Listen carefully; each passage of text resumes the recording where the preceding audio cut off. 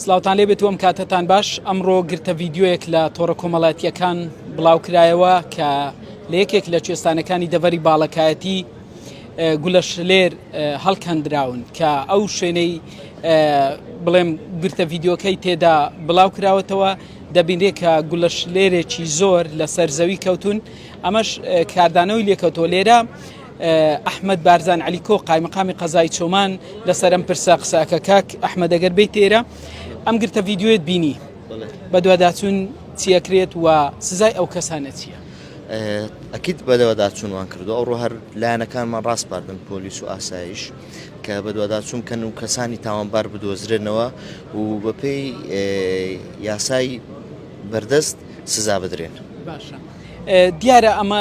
دەگوترێت لەوانێ بەراز ئەم کارێک کردبێ ئایا ئەمە ئیشی بەرازە یاخود ئیشی مرۆڤ؟ نانە هەر زوو بیدایەت ئەو تەخمینەکرا کە احتیمالە بەرازبی بەس لەبەرەوەی حەفرە و شتەکان ئەو کەسانی کە چوونەتە سەمەوقع تاکید کراوەوە کە بەراز نییە. بەڕاستی بەداخەوەم قەت نەمدەزانی ئینسانێکەوە دەروون نەخۆشن ئەوە دوژمنی خاک و نیشتمان و وڵاتی خۆیان بن کە بەو شێوە دەستیان بستە سەر ئەو گوڵە جوانانە و ناسکانە یعنی من کە ڤیددیۆیەکەم دی ڕاستی وەکو منداڵێکی چاوگەشی چیمیابارایی هەڵەبجە هاتە پێش چاوم ئەوە کە لە سەرزەوی کەوتم بەڕاستی دیمەنێکی ناخەژێنە گەر زۆر ئەوەی لێ بکەی بەداخەوە ینی کەسە کە ئەو هەست بۆ جۆری هەوی بەو شێوەیە دوژمنی نیشتمان و خاک و وڵاتی خۆی بی. کاک ئەحمەد جگە لە بابەتی گولەشلێر لە کوێستانەکانی باڵەکایەتی دەمێدرێ ئەم جیابەهاریانە هەندێکی لە ڕێگەوە دەردێنرێ بۆ ئەمە ئیزراتان کردووە چی دەکەن؟ وڵی ئیزراتەکە بۆ شێوەیە کەمە بازگەکانمانەیە بازگەکەمان ڕاستپاردوون ئەو پیکابانەی کە دەستنە کەوشان پێ دەڵێنەوەی کە جیای بەهاری دێنن چێک بکرێنەوە ئەوانی کە لە ڕێگەوە لە بنەوە دەریان هیناون ڕابگیرێن و تەسلیم بە یەکەی ئیداری بکرێن و ئیزرائاتیان لەگەڵ بکرێن. هیچ کەسێک هەبووە تا ئێستا کارێک بڵم کردبێ و ئیزرائاتی لەگەڵ کران؟ وڵی بەو شێوە زۆری کە لە تموحی ئێمە بین نەخێر چەند حاڵەتێک هەبووە ئێمە ئیزرائاتمان لەگەڵ کردن لەوانەی کە پێویست نەکەن جارێککە بێنەوە ناوەکان لە کنە تۆمار دەکرێن بەو شێوەیە کە بتوانین لە ساڵی ئایندا زیاتر کۆنتترۆل بکەین و لەوەیش کە زۆریش پێویستە خەڵکیش پێویستە هاریکاربی ینی هەتا چەند گوندنشینەکان زۆربیان بخۆیان سوپاسیان دەکەم وەکو پۆلیسێک وەکو چاودێرێک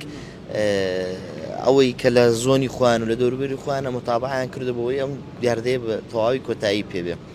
بەڵام ئەوەی کە زۆر دەمەوێت لێرە ئیشارەت پێ بدەم خەڵکیش بیزاننەوەی کە ئەو دیاردە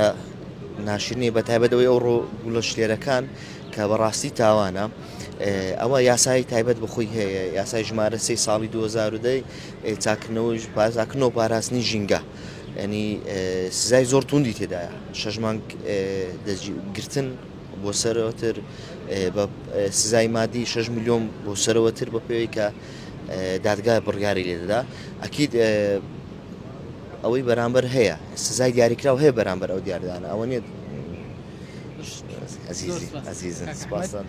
ئەحمەد بارزان علیکۆ قایمەقامی قەزای چۆمان باسی لەو گرتە ڤیددیۆ کرد کە ئەمڕۆ لە تۆڕە کۆمەڵایەتیەکان بڵاو کرایەوە ژمارەیەکی زۆر گولەشلێر کە جوانیەکی زۆر جوان با سروشتی ناوچەکەیان گەیاندووە ئەمڕۆ دیارە لە ڕێگەوە دەرهێنراون ئەو باسی لەو سزا و ئیزراتانە کرد کە ئەوان وەکو حکوومەت بەپێی یاسا دیاری کراوە و باسی لەوە کرد کە